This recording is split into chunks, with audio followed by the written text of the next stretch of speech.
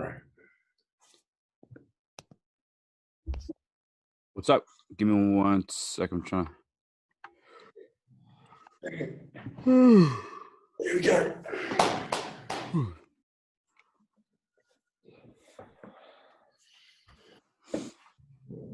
What's up? How you doing, guys? How you doing? Shit, man, look at that back. You guys. Nice jerseys. Thank you, man. Thank you. It was I don't know what to put up for like a backdrop, and that was like what I ended up doing. What I ended up going with. I wanted to do like all sports, but like MMA kind of just took over. I mean, I love it. It's like my favorite sport, and then they're kind of the easiest guests to get as well too. It's kind of crazy to think about. There's so many more people available in the NFL because it's like 50-man rosters and stuff like that. But it's whatever. A lot more red tape to get to those guys. They have like a bunch of agents and shit. Fair enough. Whereabouts are you, man? I was about to say. Yeah. I'm in Michigan, Detroit, Michigan. Oh shit! Nice, man. No wonder you were putting your kids to bed. Yes, yeah, it's 12 o'clock here. Oh shit! It's about Where you guys? midday here as well. So it's 12 at night for you. It's 12 midday for us. Yeah, well, hats off to you, man, for staying up this late. We appreciate it. Yeah, no problem. I've been waiting to come on your guys' show for a minute. You guys are killing it. We're trying. We're trying. It's been 3 months now. Yeah, it's a really like edgy process. Trying, dude. We usually have to self-fund everything, and we have no experience with technology or cameras or microphones. So literally everything's been done from scratch. So it's just a learn as your own on your own process, and you know we don't have guidance. We just got each other. That's it, pretty much. Pretty much, yeah. I mean, you guys have really good content, and I think you guys are smart enough to like do like clips and stuff like that too, which is I think what helped me, I guess, grow a little bit in the space. You know, I haven't been as active as I was.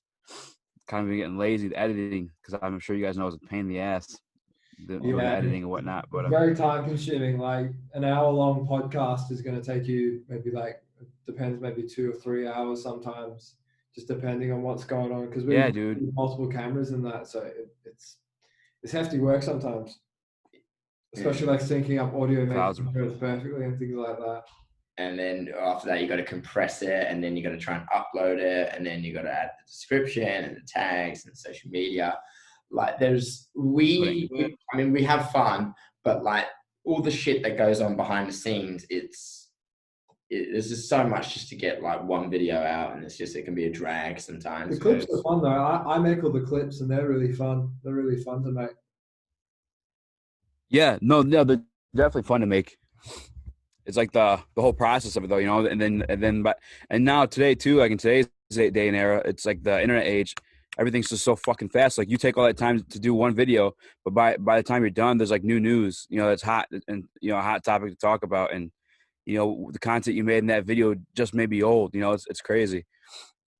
Yeah, it's rough sometimes when it comes with the MMA stuff, because we do like an MMA and then every day is like a non-MMA podcast. So the non-MMA stuff can stay relevant for a bit longer, but the MMA stuff is like that. There's already something else to talk to. We've uploaded a podcast. There's like a new fight that's been announced that we missed out on talking about. So it you know, it's got its own things like that. But the good thing with MMA is it's constant content. If you don't have something to talk about every week, you're not looking. Yeah, well, it's not even that, but it's also like a race between all the other MMA reporters to literally get something out. Like UFCs, I don't know how they do it, but whenever someone wins a fight, literally within seconds after the fight, they put a post on social media. It's like they literally have someone who has a finger over a button, and then fight's over, boom, go with that. It's like they plan everything. I wish we had that. Yeah, it would be cool though. Yeah, it would be cool if we had that. Yeah. Did you enjoy the fights today? Oh, he's frozen. What's going on? He's frozen. What's going on here? Oh, shit. Stop recording. No, keep it recording. Because that means he can join.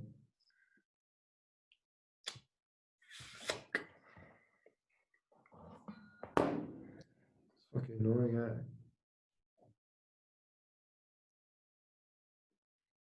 Fuck, it's midnight where it is, man. I don't know, maybe some rubber gang might shut him.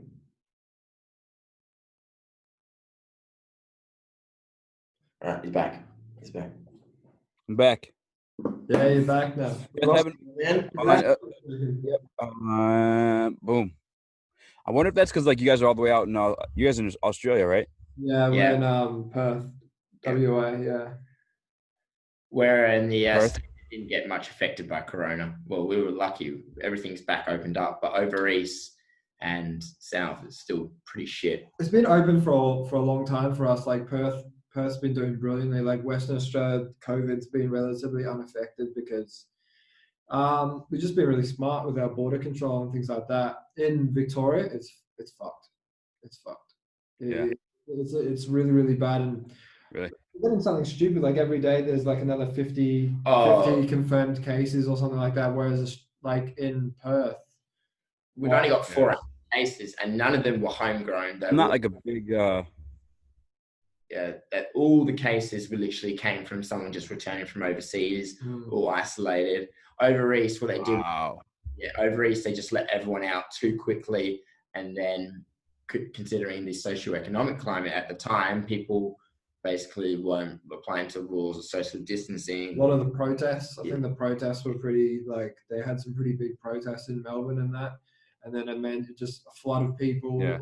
Probably not, like, probably didn't even know they had COVID, but turns out they gave it to a fuck ton of people and it just spreads. Yeah. It's mad. What can you do? Are they dying though, or are they just like sick?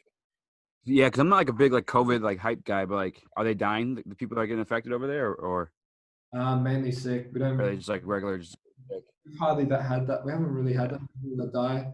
I think. From it. Well, over a little bit was in a place called Victoria, and they opened it up too early. And then when everything had to go back into lockdown, it was a slow progress into lockdown, but also they increased the testing. But the thing is with Corona, man, like a lot of the cases of people who had Corona already were suffering from some other condition. Let's say, for example, they had cancer and they were already weak. 1,000%, yeah. Weak. You're more open, you're more vulnerable to coronavirus.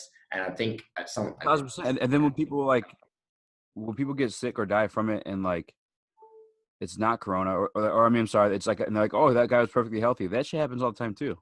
You always hear the stories like some guy was running and worked out every day and he's dropped of a heart attack one day. It's like, yeah, they're called underlying like health conditions. It's fucking like it happens without Corona, you know?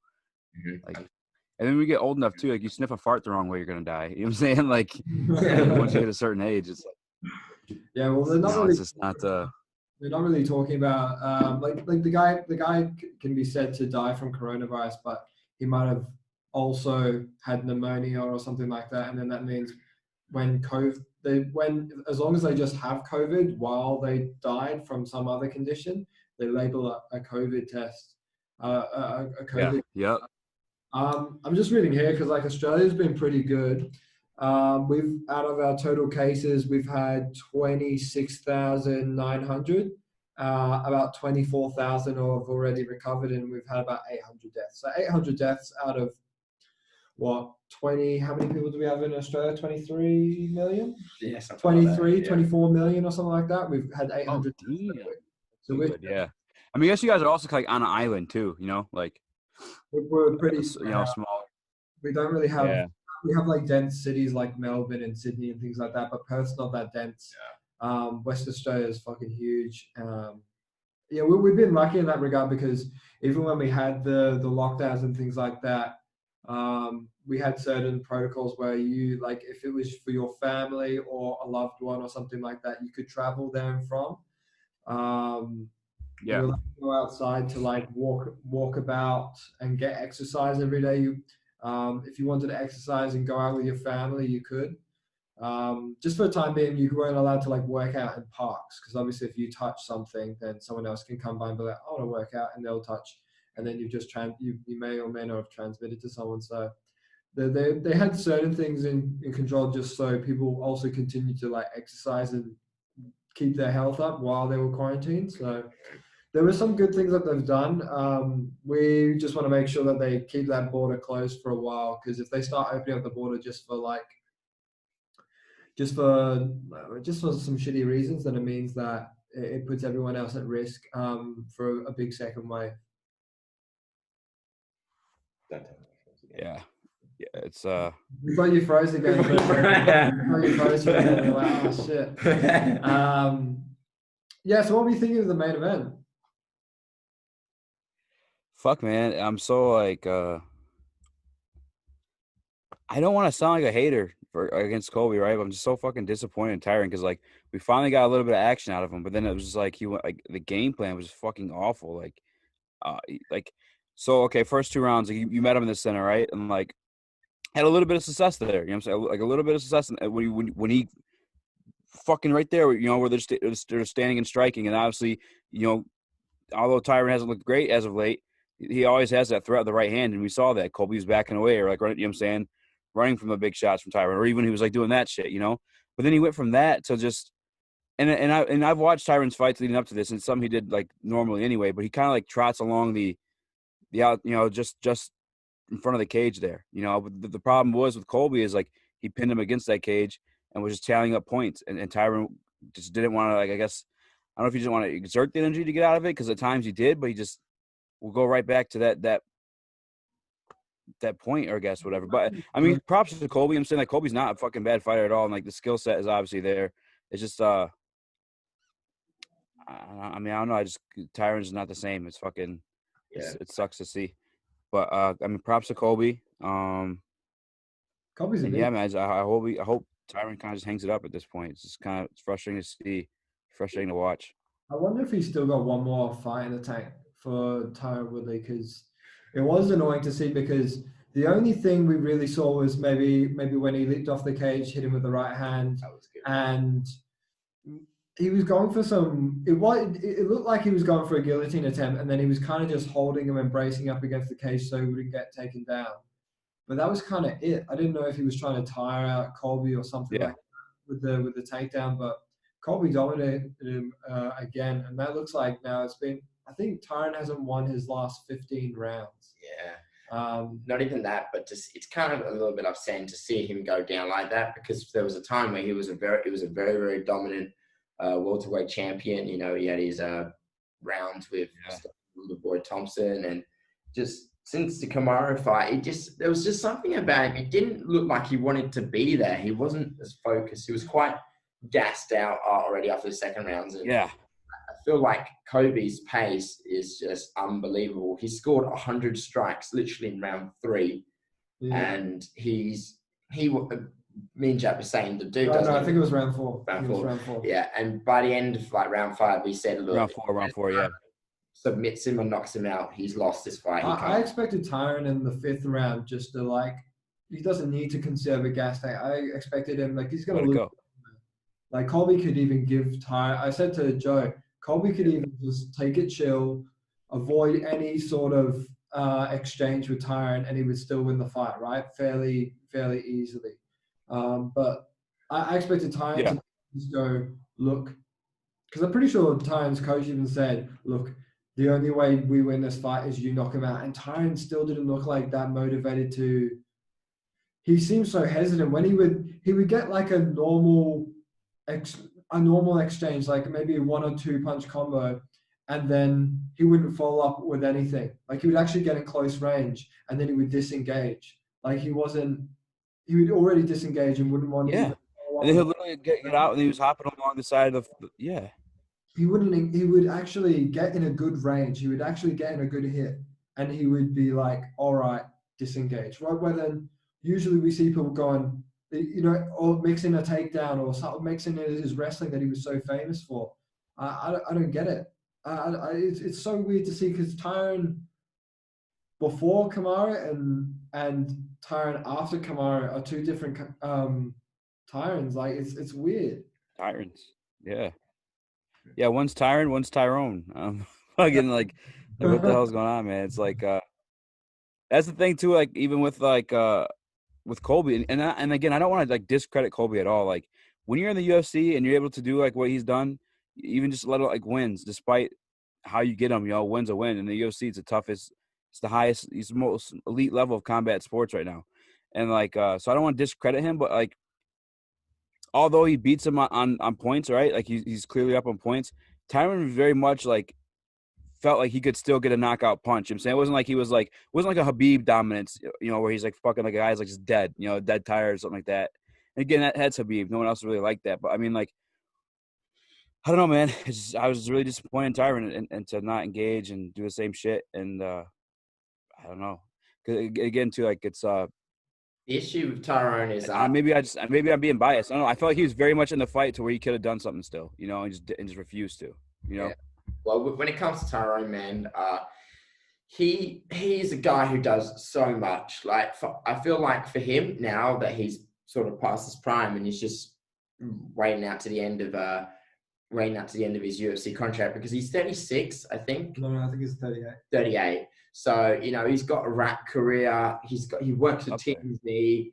If he's had his moment in the UFC, and if it's coming to an end, it's not like the transition is going to be hard, because he's such a very successful person outside of the UFC. And one of the issues that fighters have is that they built their whole life on that one thing. And it's not really an issue, but one thing they do is they put their entire life, invest everything into that. And then when they leave it, that's it. They don't feel like they have anything else. That's not the case with Tyrone. Tyrone has so much more in store for him other than just fighting. So, I mean, maybe he's got a couple of fights left in him, but if he says, he hangs up the gloves, it's not like it's the end of his life. I feel like someone like Tyrone won't want to. Yeah, absolutely. Yeah. Losing streak. I feel like he's going to do one kind of fight to get back there. Like, whenever you see him, Tyrone, like whenever he was talking, even when he was about to fight Gilbert Burns, he said like, "Oh, there's a new fire in me." Because even on the Food Truck Diaries with Brendan Schaub, he went and said, it was one of the fights. His fight with Kamaru was when he wouldn't rewatch the fight. He refused. He refused to watch the fight, refused to train.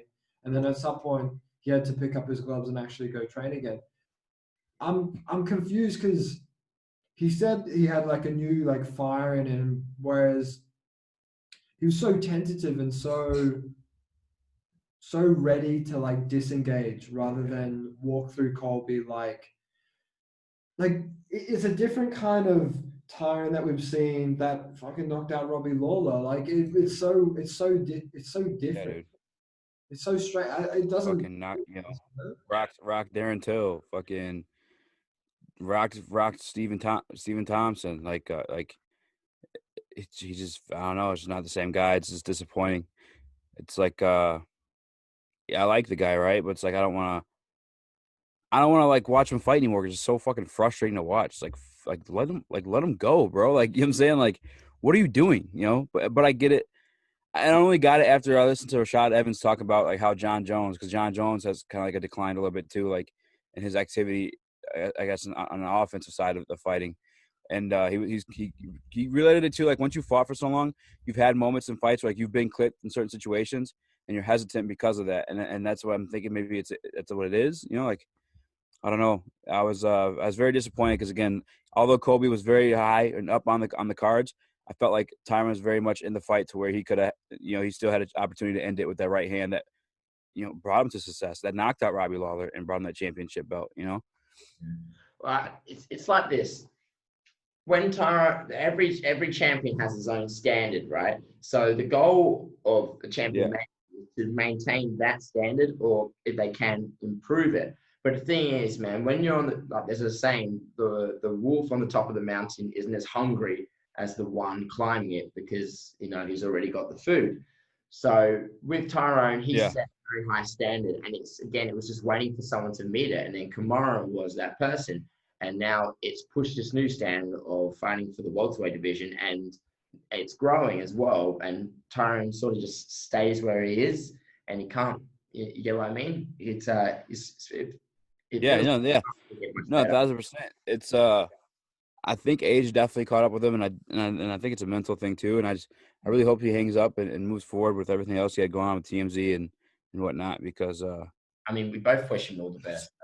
Oh, we wish him the best for sure. I'd like to see one more fight because for sure Yeah, I like to see one more fight for sure. But like with Colby, let's be real, he dominated him, and it was great for him to see that after. Because when he fought Kamaru Usman, that was still a competitive fight, even though he did, his jaw did get broken and he lost in the 5th round. But Colby, I would like to see him either fight Masvidal next or to fight Usman. I'd love the Masvidal storyline. I don't know why that hasn't been pushed at all. It's like he called him out, like literally right after the fight. He's go, mighty fake newsman, street Judas. Yeah. I want my belt, and it's just we were saying he does talk the talk, but he does walk the walk as well. He backs up what he says. Well, a lot of people have even said back in Colby's wrestling days, they still said he had that 3rd lung. He had that crazy cardio. So I believe it's partly genetic, but nobody's got cardio like that unless they put in the work. And Colby puts in the work.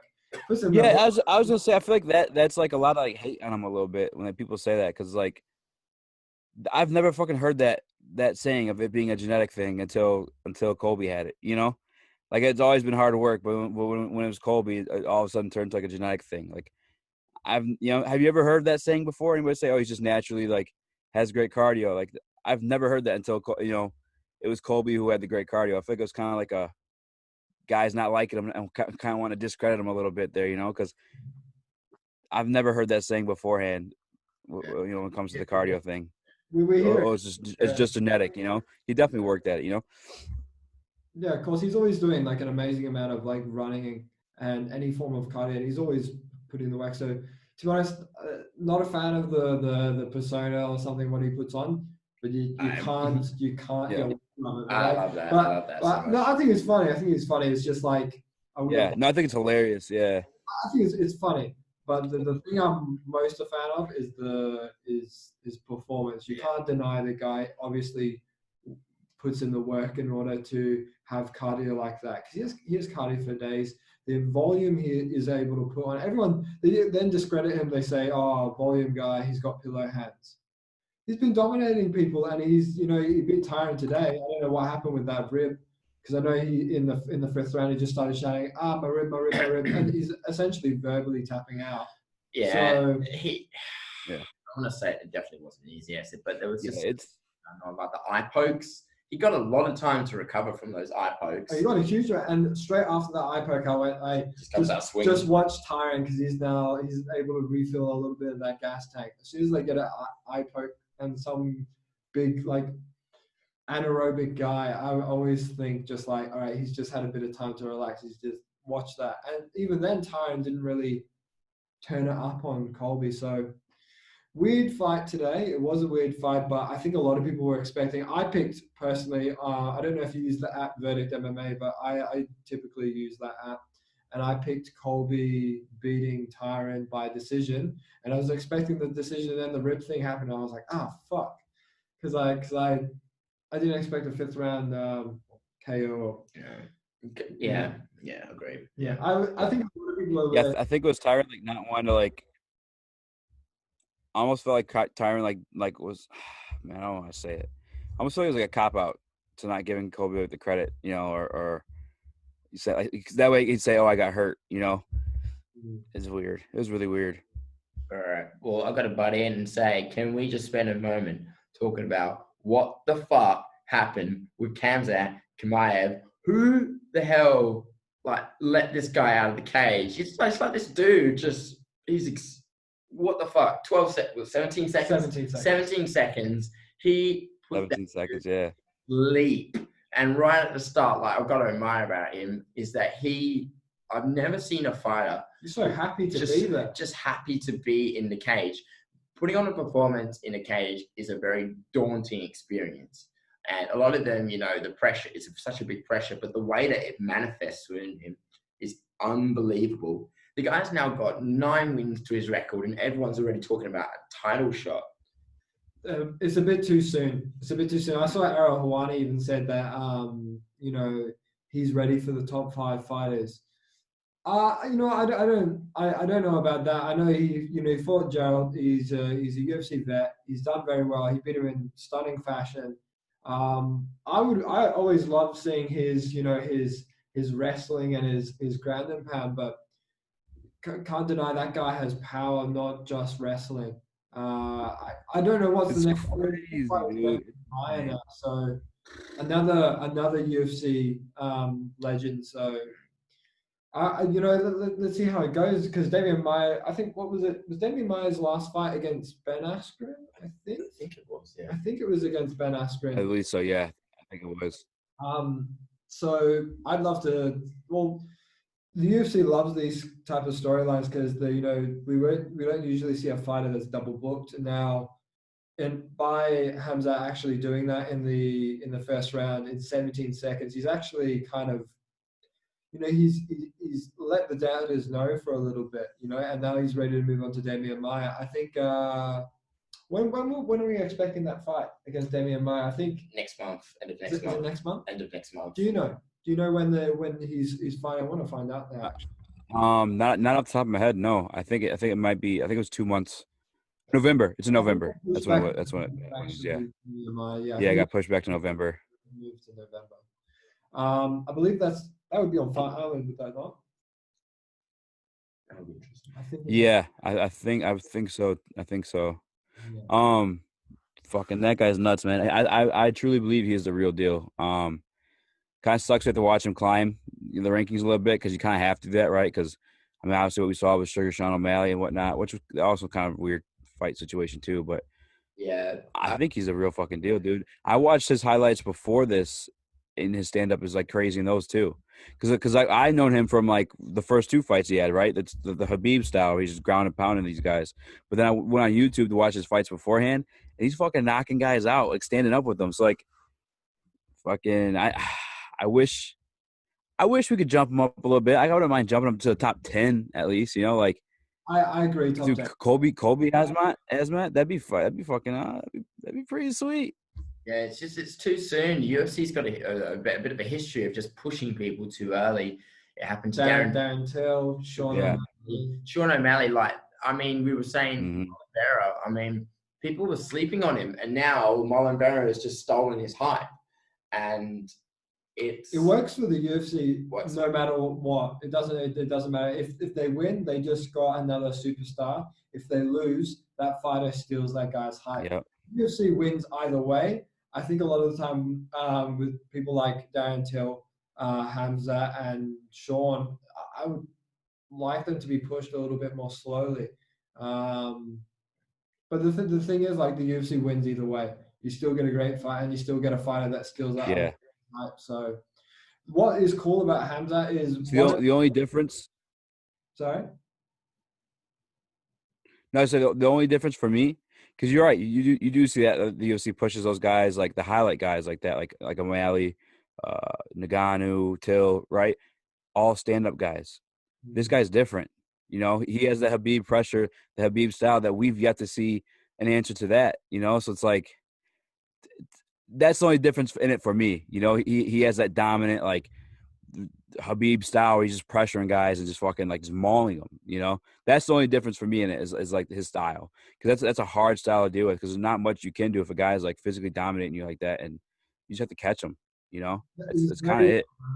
He's very confident. He's very confident, but he's also very well rounded.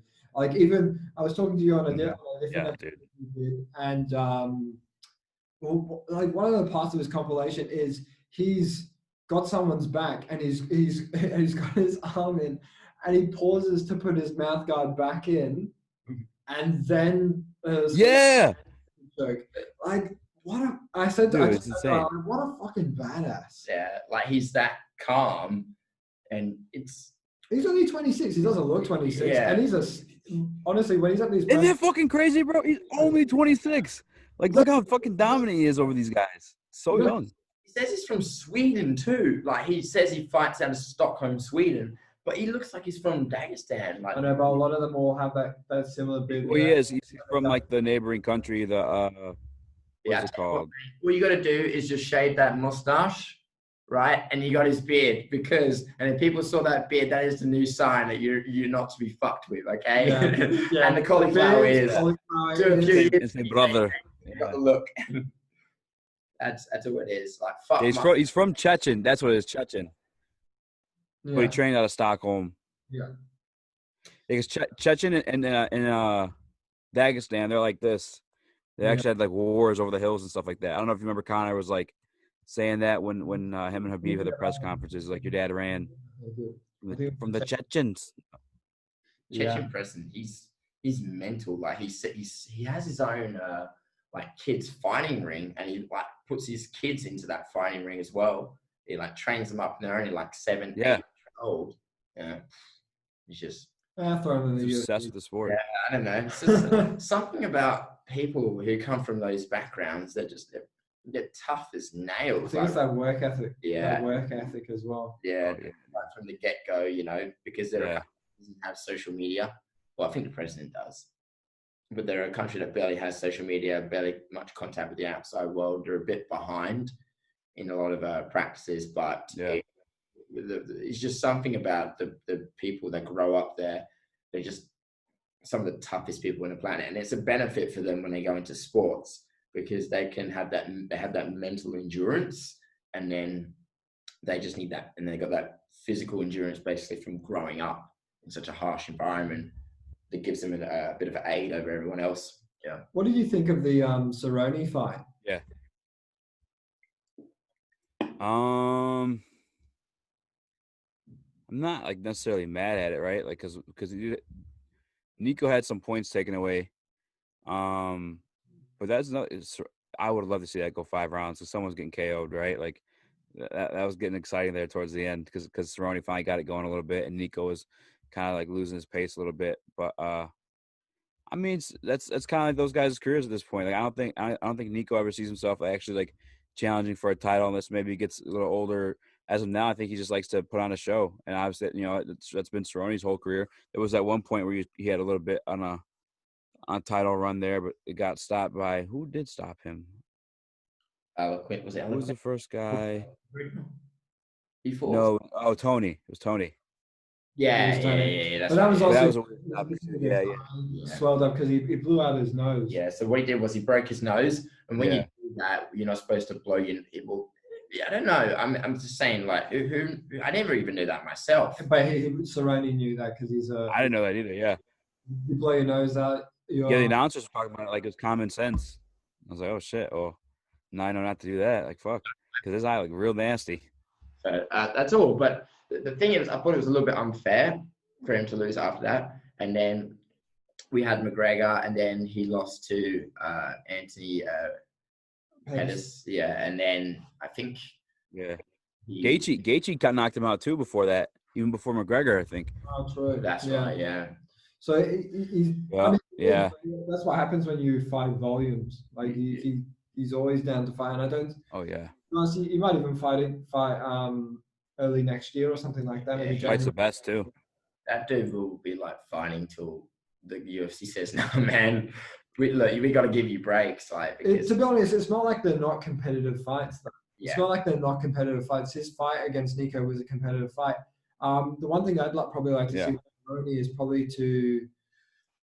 I'd like him to mix in a little bit more of his kicking. Like there were some exchanges where he was winning. With I said the exact same thing. The roundhouse kicks. Yeah. And actually put a bit of pressure. Kicks are amazing. I'm a bit scared of his kicks because Cerrone's kicks are like a bit underrated. A lot of times in the striking exchanges, he didn't follow up. They would disengage again and then re-engage, and then Niko might get the better of him. I know in the round 3, then Cerrone started to turn it up a little bit, but it just ended up being a bit too late. It would have been cool if maybe it continued with that submission attempt, but it looked like he got shaken off afterwards after he fell off his back. He's too high. Yeah, I think Cowboy has the most head kicks KOs in the UFC. I think he's the record holder for that one, and his kicks are really underrated. I don't understand why no one. Yeah, I was hoping he would have got that going a little bit more too. But fucking before, I wanted to say Kevin Holland looked good, and I think I heard that Kevin Holland and Khamzat got into it in the hotel. So I think that'd be a good fight to see, or a good fight to watch, and it's also kind of like a lower ranked guy as well. Yeah, when asked Khamzat about that at the press conference and said, "Oh, would you want to fight Kevin Holland? Because you guys had a little bit of a run in. Apparently you pushed him out at the hotel." And he's like, "Who is this guy?" So I don't know if he's playing it on like, "Oh, I don't know this guy," or he genuinely is just like, "I pushed Yeah, him yeah. all the time." We have to at this point, right? They fought in the same card. Mm, mm. Yeah. It is interesting. That would be a good fight, though. I like Kevin Holland. I think Kevin Holland's pretty nice. Mm, mm. What do you think about next week for the Adesanya fight with Costa? Oh shit. Dude, man, it's fuck. I think Costa has like the perfect recipe to beat Izzy, and like Izzy's amazing, right? But like we saw him get dropped by Gaslam, the guy who's willing to eat his shots to get his, to land his, and that's exactly what Costa does. What I think a lot of people are sleeping on, and what a lot of people forget is fucking like Paulo Costa's a fucking black belt, dude. You know what I'm saying? He is a black belt like out of Brazil too, and his coach is Captain America, is the same guy who trains Henry Cejudo. And I know Henry Cejudo's like he's an Olympic wrestler and stuff like that, but obviously they're good on the ground, good right there too. And I don't know, because it's not Costa's like we never see him do it, but I just think we're sleeping on the fact that like if he really wants the belt, he might resort to it. We might be shocked. Costa might even But he says he's coming towards him to strike with Adesanya. I wouldn't be surprised if he did mix in a bit of grappling because typically in the UFC he hasn't done it. However, when he entered the UFC fight at Brazil, he came in as a grappler. He didn't come in as a striker. He came in as a grappler. He does have a black belt. yeah, dude. So I wouldn't be surprised if he did try and grapple with Izzy. Although, like Izzy's no slouch on the ground either. We've seen submission attempts and submissions from Izzy before. To be honest, when you look at what the fighters are picking against Izzy and Costa, they're all picking Izzy, and the main reason why is because Costa is going to do what Yoromero didn't, and he's going to walk towards him, and it's the perfect recipe for Izzy as a counterpuncher and an elite level striker and things like that. He's able to move out of these exchanges. Do I know if this smaller cage is going to make a difference with Izzy's evasiveness and movement in order to close the distance for these strikes? I don't know. They got the big cage in Fight Island. Do they? I thought it was the small cage. Yeah. Apex is a smaller cage. But Fight Island, it's a full UFC cage. I'm very excited for that embedded series as well because I'm going to be watching all of that. I love embedded, dude. Embedded is the shit. That's my favorite. When we get to watch the countdown. I love the countdown. I don't know why, but the guy's voice who does the countdown is so iconic. Like this is countdown to UFC. Yeah. I know, it's very cool. Yeah. Those are dope too. All their content. I like the embedded too, because like it's good. Yeah. Good highlight reel. But it's fire. No, I think one thing we got to understand. Go ahead. I'm sorry. I was just saying, one thing we got to understand is Costa, the biggest problem for him is Izzy's range, man. Izzy's tall. He's he's got a huge reach advantage this time. Exactly. Costa's huge reach advantage, yeah. He's like 8 inch, something crazy. You should look it up, actually. I'll look it up. Go ahead, I'm listening up. I think it's an 8-inch reach advantage. I think you're correct there, yeah. Yeah.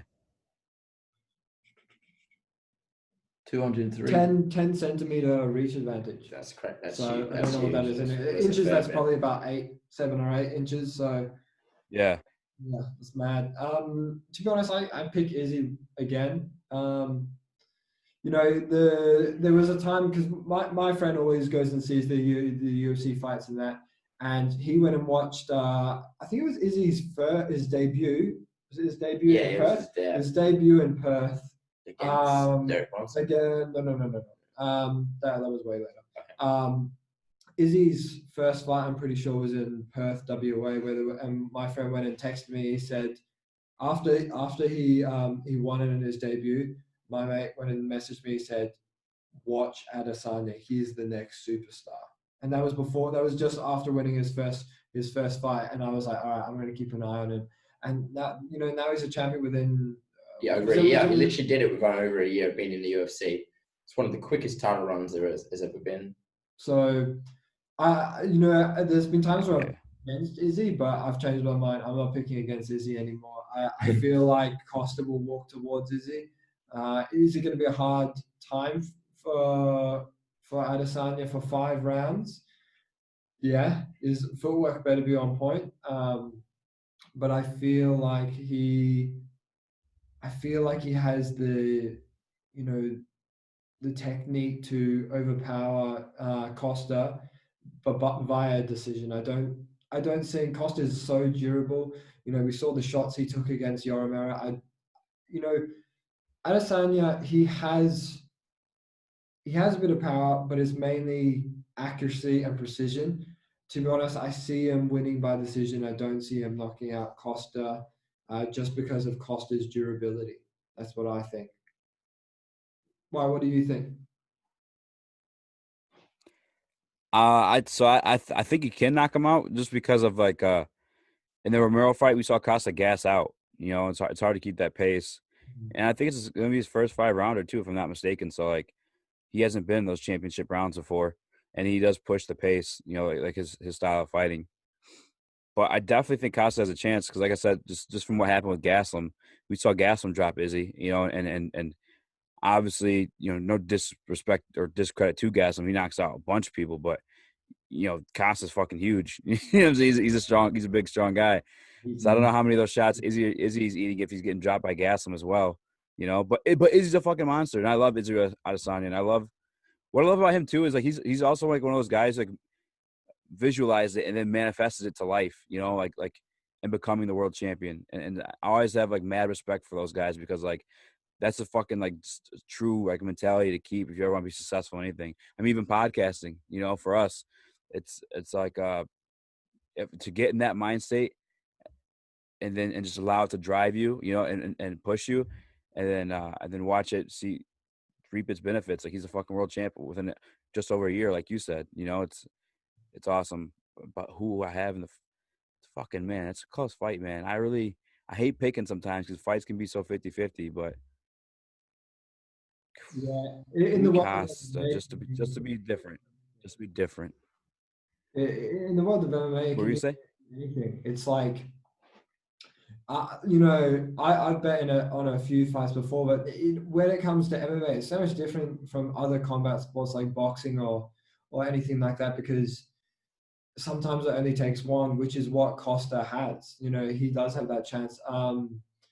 So to be honest, Costa does have power, but he's not he's not an Ngannou. He doesn't have this one punch knockout power. Yeah. Most of the time when he does knock out people and finish them, it's usually a shit ton of volume as well as his durability. A lot of the time when he's knocking people out, a lot of the time it's the amount of volume and they just curl up. But it's not and they're still conscious. They don't want to be there anymore.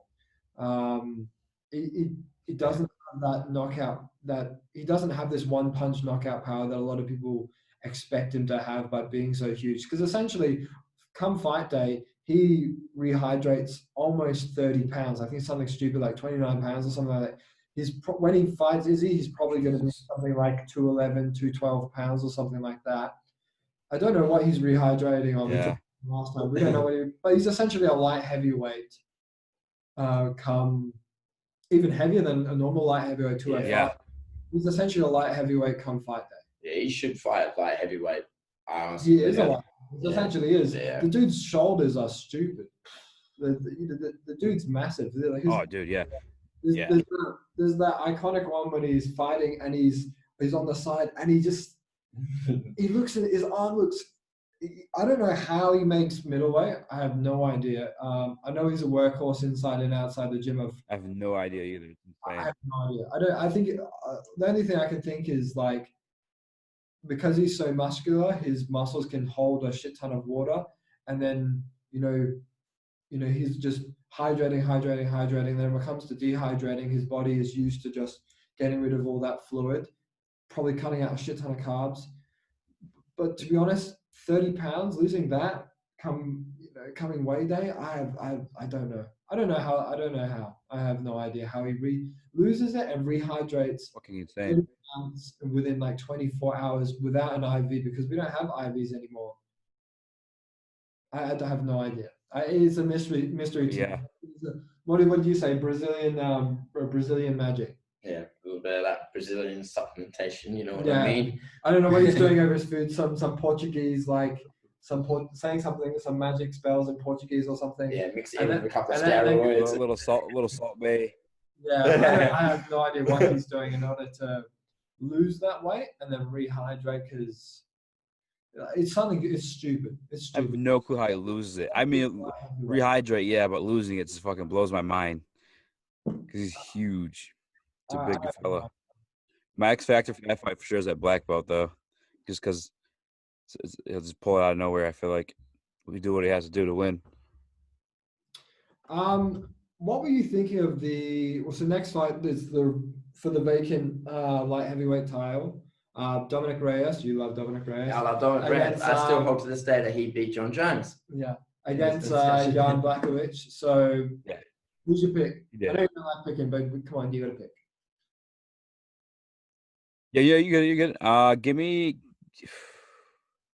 Jan. Every time I've betted against Jan, he like fucking like shocked me. So like for the fuck of it, I'm gonna go with Jan. I truly think that Reyes is like the more skilled, complete guy. But like I said, every time fucking I say that, Jan puts the other guy to sleep. Just puts him in the fucking dream world. So give me Jan, just because every time I bet against him, he destroys the other guy.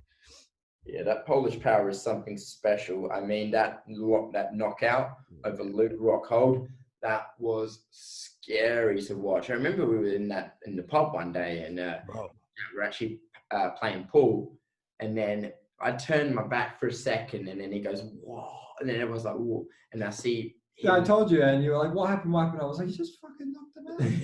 And then his head like bounces off the canvas. Like Rockhold did not recover easily from that fight. And then I think in his last fight, he broke his jaw. He had to he was eating food through a straw for a couple months there. He retired, but he's not talking about coming back. He literally retired of that. He was like, "Fuck this." Yeah. I don't know what goes on, if it's the way he's training and that kind of depletes his chin, or it's just anyone can get knocked out at that level properly. Yeah. But a quick aside, I'd love for Luke Rockhold to come back. I think a lot of people call him out as some like really cocky guy, but I think a lot of people sleep on him, not just his kickboxing, but his, how he is on the ground. I think a lot of people sleep on Luke Rockhold. I think a lot of people are quite quick to say, "Oh, he's got no chin." Oh my god, yeah. That dude, like, he's honestly, he was an incredible middleweight fighter, best of the best. I loved for him to come back, but at middleweight, I don't want him to be at light heavyweight. I don't feel that was the best move, but I think I think they're even trying to start maybe a third fight with Weidman or something like that. That wouldn't be too bad. I mean, Weidman's sort of coming back now. That'd be cool. I'd be interested in that, right? Yeah, maybe for a little bit of nostalgia's sake or something like that. It allows them to take one person's hype or something. Well, they're both like in the same like place right now in their careers, right? Like, just they've both been getting fucking like just shit on lately. I mean, Chris actually got a win his last time out. Wasn't the smoothest one, but kind of wrestling stuff. But no, Rockhold definitely, his skill set wise is fucking amazing. It's just his jaw, literally it. Even Demi Lovato, his ex-girlfriend, said he used to kiss him on the chin at night to put him to sleep, and I'm like, oh, that's gotta sting. Yeah, well, that's fuck. Oh damn! She said that for real. Yeah, I wouldn't. Wow. But to be honest, I wouldn't take anything that Demi Lovato says. Unless she's on heroin again or something. I don't know. Well, I don't know. Maybe she just wouldn't take a fucking dick. But fuck. Don't rub it in. To be honest, I'm taking Reyes. I'm taking Reyes. Yeah, I'm taking Reyes too. I mean, Reyes now knows how to fight 5 rounds. Now, the biggest issue that was when it came to John Jones' fight is he wasn't equipped to fight 5 rounds. But the way I remember, I was at the UFC gym talking to Jack, and I said, "Dude, Reyes is winning. He's got Jones literally running." And I think it was the first 2 rounds he definitely won. That third round was a bit of a close The call. third round's the only edgy one when it's Reyes and Jones. That's always going to be debated. To be honest, you feel it was a robbery. After watching the fight a second time, I don't feel it was a robbery. It was just such a razor-thin fight. To be honest, rewatching it, I think it was 3-2 to Reyes, but I wouldn't be upset over a draw. Let them fight again.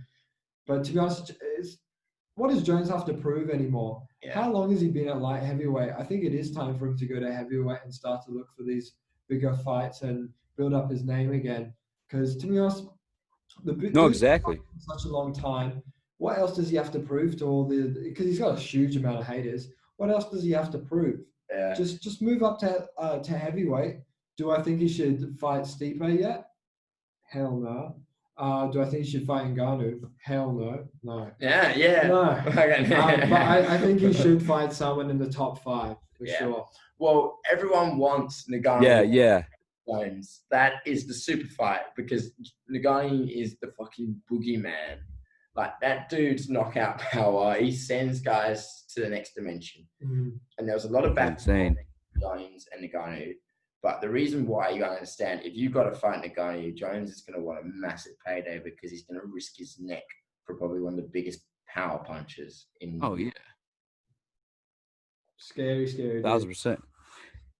Yeah, man. Yeah, I think the move to heavyweight was smart from Jones because, like, what you're going to say here at light heavyweight and take your first career loss, like a relatively unknown guy, or do you take your first loss by stepping up and facing a new challenge and facing guys that, you know, like Ngannou or Stipe or Derek Lewis or Walt Harris. I mean, any of those guys, you know what I'm saying? You could just say, yeah, I'm up a weight class with a lot stronger guys, you know? Because the light heavyweight division, bro, it's fucking, like, weak as hell, bro. Like, it really is. Like, all the dark horse I see coming out of there that I think can be, like, just as dominant as – not just as dominant Jones because no one's John Jones, right? But Thiago Santos is, like, the only guy I think is, like, scary in light heavyweight. You know, I mean, Dom Reyes obviously too, but, like, yeah. But, no, I think it's very smart because, like, why stick around here and lose to one of these guys when you could jump up and that could be, like, your – and it makes him hungry again too. Because he hasn't been the same guy. He hasn't been just as aggressive as before. We literally saw him running in the Dominic Reyes fight. You know that fight with Santos against Jones. We watched that live as well at the pub, and I think you were picking Santos against Jones. That was another competitive fight as well. I think a lot of people have seen Jones slow down a little bit. To be honest, Santos' next fight is against Glover Teixeira. I know Teixeira, I think he tested positive. I'd still love to see that fight. But with Thiago Santos, I'm pretty sure he has a win over Jan Blachowicz. Now, I think it was back in 2019, maybe February or something like that. But I'd love to see Santos, try and also claim that light heavyweight title as well. There are a lot of people out there that make the light heavyweight division very interesting. Now, Corey Anderson was an interesting person. Now he's gone off to Bellator. He was my pick. He was my pick, John Jones, because that wrestling style, it's hard to overcome. I still believe it's an interesting division. Although I think for Jones, for these money fights, I think he made the right call going to heavyweight. Doesn't have anything else to prove, and he's doing the right thing moving up there. The thing that I find interesting, though, with the light heavyweight division is Dominic Reyes, because a lot of people believe Reyes won. So a lot of people are expecting him to claim the vacant light heavyweight title. I know I do. I know you do. Yeah. I expect it to be a close fight? Probably. Yeah. Because Blachowicz has got has got scary power. We saw against Luke Rockhold, he almost KO'd him in the first round just off a roundhouse kick. And then, went on to the next round, and then he saw red and tried to take Luke Rockhold's head off, and then he ended up smashing him with that. I believe it was a left hook. So Jan is a scary guy, and I do understand why you've picked him because he's got crazy, crazy power, right? Dominic Reyes, he's been in the 5-round fights. He knows what it is, how it is to react to these high-class fighters. And I do think that's a huge feather in his cap for, essentially having an incredibly competitive fight with Jones. I think that's a huge feather in your cap, and I do think that he edges it out against Jan. I really do, and I think I think he does edge it against him. All right, so we haven't lost you. We just lost a bit of video. Have we lost audio? Yeah, I apologize. I'm still here. Can you hear me? Yeah, I can still hear clearly. you. I just gotta check. I gotta go check on the baby just real quick. I can still hear you guys though. Okay, no worries. But the only reason why I pick Jans is every time I picked against him, he's fucking put the guy to sleep. As I'm scared to like pick against him at this point. Yeah. Oh, is this show on this? I'm sorry. Yeah, I almost kind of wish too. Yeah, you can go check on your kid. It's all good. We're not bothered. Dude, I don't think he's. I think my girlfriend got him. I know what I was gonna say. I kind of wish that we saw that it's like Santos and Reyes, because like Santos gave Jones a really good fight too, and he was on fucking one leg the whole like second half of the entire fight, and Jones couldn't finish him or put him away, or was just scared to. I don't know. I don't gonna say scared, but he fucking couldn't. Like as soon as Santos, the guy literally had like one freaking leg. Scary as fuck. You know, I believe Santos. I thought he lost his debut actually. I think it was it middleweight? Yeah, it was. I believe it was middleweight, and then yeah, he's at middleweight. Yeah. One thing I did notice when he went into light heavyweight, something did change because I noticed he was very active. So, like Santos was a very active fighter when he moved to light heavyweight, and I think that worked in his favor. I think we did talk on a different podcast. There seems to be a advantage to these fighters, especially champions and things like that, staying active. I think that's exactly what Izzy's trying to do with his fight against Costa next week as well. Yeah. I'm hyped. These last 2 weeks have been. I can't believe it's next week already. It's fucking insane. I know. I'm begging for a UFC embedded already. I know it's going to come in the next couple of days. I'm fucking begging for it because, I'm hyped. I don't know what's going on. I hate them when we have all these great names to talk about and then we bring in Conor McGregor, because then that means it seems like we're overshadowing them. But I think Dana actually released something saying with his manager, what's his name, Audi, something like that. I don't know. Yeah. Conor McGregor's manager actually spoken something interesting.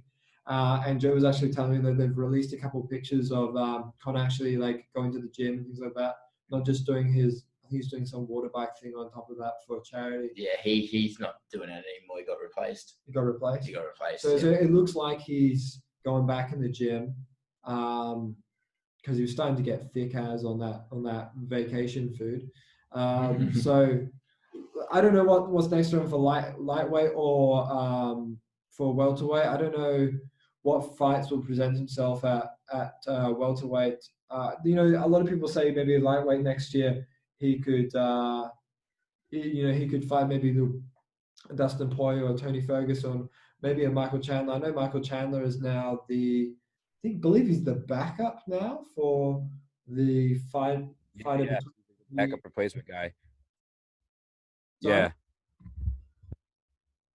No, he's like the you had it right, the backup. Backup. He's going to Abu Dhabi. Just as the backup if anything happens or if there's any COVID tests or things like that. That's an interesting fight I'd like to see. I know Joe and I have always said sign Michael Chandler now, and it's great that they have done that, but I find it interesting that we already wanted him to get a top 5 fight, but now it looks like he's already got a possible title fight. It is strange to see. I know. It is strange to see. I didn't expect that happening. But to be honest, who else other than Michael Chandler is going to bring a lot of viewers from Bellator over? It's going to be him, other than Patricio, the current champ. Yeah. Yeah. Did we lose you there? That's a good point. But I wonder who's how many guys are actually just a Bellator fan? I feel like everyone's kind of like fans of both, right? But it's kind of cool to see is Bellator on the same level as UFC when this goes down, if it goes down. The thing is, if it goes down, I know Joe have talked and I have talked before. when Ben Askren moved into the ONE FC, yes, he was on a little bit of his tail end of his career, and he had his dodgy hip. I think he just got it replaced. But as soon as he came into the UFC, they lined him up with like some of the worst fights for him. Killers, bro. Yeah. Robbie Lawler, controversial win over Robbie Lawler. Who were they going to give him afterwards? Jorge Masvidal, who's on a tear, knocks him out in 5 seconds. No, we're not done with you, Ben Askren. We're gonna make you fight again. We're gonna throw you against Damian Maia, an absolute beast, who's now gonna fight against Khamzat. So, and now he's out of the UFC. I think the UFC wants to keep that identity or that they're being the best of them being the best. Yeah, they want to make sure whenever they come to a cross promotion, they want to make all the other promotions regret that they actually thought they compared to him. So that's why they want to throw him to the wolves. But the thing is, Michael Chandler is not someone who will run straight into the wolves den. He's not afraid. He's got a great highlight reel. He's got a terrific wrestling background. He's got really good striking. Not even that, but he is freakishly jacked for a lightweight. Like, there's photos of him. I'm like, dude, the dude. Yeah, a lot of people suspect performance enhancers too, as how jacked he is. I've heard of you. Whenever you look on his social media, he's always working out and he's lifting some heavy ass weight. He's always. Well, he seems like such a good dude too. Like, I don't think he would do that. You know, he actually seems like he's a genuinely good guy. Yeah. He loves to promote products. He's got a line with some massage equipment that he's always doing ads for on Instagram. So he's had a great run against Benson Henderson. So if he comes into the UFC, I thought maybe if he gets a top 5 fight straight away, I know that he will rise to the challenge. I honestly do. I think so. Yeah. I think so as well. 1,000%, yeah. I mean, a lot of these guys they always look bigger because he's 5. I just checked. Then he's 5'8". So a lot of these shorter fighters that are at lightweight, they always look jacked, but it's just because they are a smaller. Yeah. A lot of people at lightweight are closer to like the end of 5'10", 5'11", maybe 6'1" or something like that. I know Dan Hooker, he's a big, tall, lanky bastard. So, they always look a bit more jacked. I mean, look at Eddie Alvarez. He looked jacked. I know Eddie Alvarez looked huge. Like I think remember we were watching his fight against Conor McGregor. Oh yeah. You went and said, dude, he's got probably one of the best physiques in the UFC. Oh, not even that, but what's his name? Jose Aldo. When Jose Aldo fought Peter Yang, there was a complete difference in size, man. And Jose Aldo was absolutely to the bone. And I still don't know how he did 135. Yeah, I don't know how he did that either. He definitely looked like he was heavier. I did it, you know. I was gonna say though, to that Ben Askren point, Dana and Ben Askren actually had beef before he was in the UFC, so that's also kind of why he was thrown to the wolves. But I mean, that's a good point too with them wanting to make the point about UFC as well, though. Yeah. But like Michael Chandler was a champion, like the champion over there too, so it also kind of makes sense to kind of throw him into the fire. Like, you were the best over there, so it makes sense that you got at least put you in there in the mix to see where you're at with us. It's an interesting fight. I'm so excited to see him fight one of those guys, though. Yeah. Yeah. Very, very interesting fight. Very, very interesting fight. Have we lost you? There's no visual. No video. I'm still here. Sorry, I'm trying to trying to make this sure I might get going actually soon here, guys. Just because I don't know what's going on with my baby monitor. It keeps going in and out, in and out, in and out. Oh, okay. Good, man. Well, we appreciate your time. Yeah. We appreciate you doing this in midnight, and I promise you we'll do this again, man. We'll do this again, but this time we'll sorry, man. Sorry about the... That's all good. We'll do it at a time where you're not all like, it's not in the middle of the night for you. We'll do it in a better time for you, all right? I appreciate it, man. And I love to fucking nerd out too. So thanks for giving me the opportunity to do that. And it's been a while since I've done podcasts, so I appreciate you guys having me on. And like I said, I like what you guys got going on too. And good luck, bro. Just don't give up, man. You guys got to keep going. It's the name of the game. Yeah. You too, bro. You too. Thanks, man. All right. You take care, man. Peace, man. Thank you very much. I'll see you, fellas. See ya. Bye-bye. Peace.